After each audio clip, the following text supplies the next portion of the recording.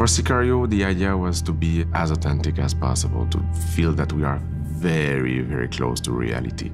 And with Roger Deakins and Patrice Vermette, my production designer and cinematographer, we aim for that kind of authenticity.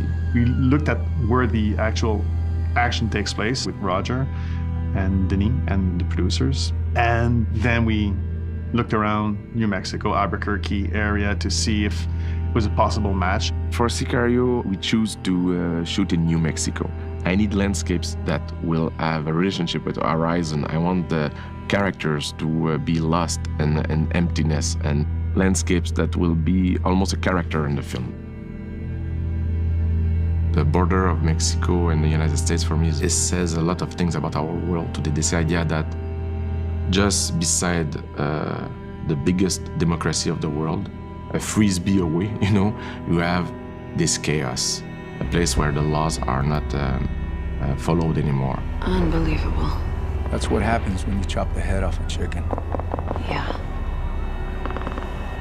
I need those helicopter shots because I wanted the audience to understand the geography, understand the power of that landscape, understand the geography of the action, and also the absurdity of seeing a landscape that is the same but is divided just by a line. It's a very powerful image. Alejandro's journey after the tunnel with Silvio. We storyboarded not knowing exactly where things would take place. We were based in Albuquerque, and it was quite a strong monsoonal season that year. So we ended up with all these kind of amazing skies that we hadn't expected. Silvio's police car going into the background. The production manager or somebody said there was a weather alert and that we had to rap. Denis had this idea that there was an emotional beat in the film that he wanted to hit, and they found a real thunderstorm to drive into, which is spectacular and completely unpredictable. And that was just a shot we did before everybody rapped, where with a bolt of lightning going straight down that gives the landscape this character. Roll sound. Roll it. Fire in the hole. We're outdoors and with a lot of sunshine. So in this movie, Roger and Denny have created a world where, even in the sunshine, bad things happen.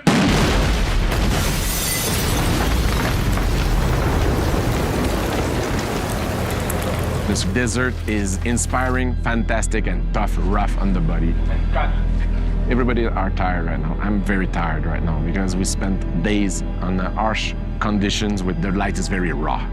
I said to Roger, how can we find a way to embrace it instead of fighting it? The brutality of that sun, and bring our characters like silhouette, this arch sun, and then Roger totally agreed and loved the idea.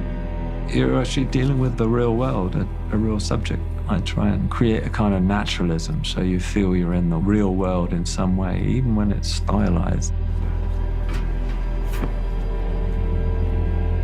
I think you really want the audience to connect with it in the sense that, yeah, it feels like that is something that could and is happening. I like the idea that we will do a movie with a lot of contrast and this idea of going in the total opposite direction and that the night will be deep dark. Like you'll need almost a knife to see in the night. We embrace that contrast.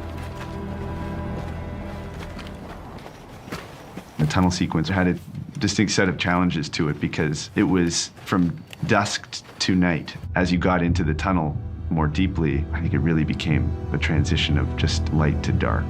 Just pitch black. Even when we was at the Arroyo, it was in the outside of the tunnels, we were shooting in darkness, and there was one little bit of light just to kind of see stuff. All the cars weren't allowed to have headlights on. Darkness. All this is taking place at night, and all the characters have to wear these image enhancers of one shape or another so they can see. So you can't really shoot it in an objective way with a kind of Hollywood moonlight effect, because that doesn't make any sense at all, because if you, the audience, can see it, then the characters can see it, so why are they wearing all these silly things? There's a whole sequence that is shot in total darkness. But when I say in total darkness, I mean we were shooting in deep dark because we were using a thermal camera and an infrared camera. And those cameras were obviously able to see in deep night. We couldn't just do it with standard night vision. That would all look too samey. So then we started experimenting with infrared and found this company, FLIR, who had this really fantastic infrared camera that we could actually follow the footprints down the stairs and stuff, which was great.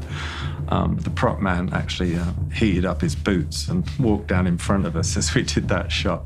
The night vision did represent different characters, where Kate would look at Reggie in her green night vision, and Alejandro had the dark infrared vision.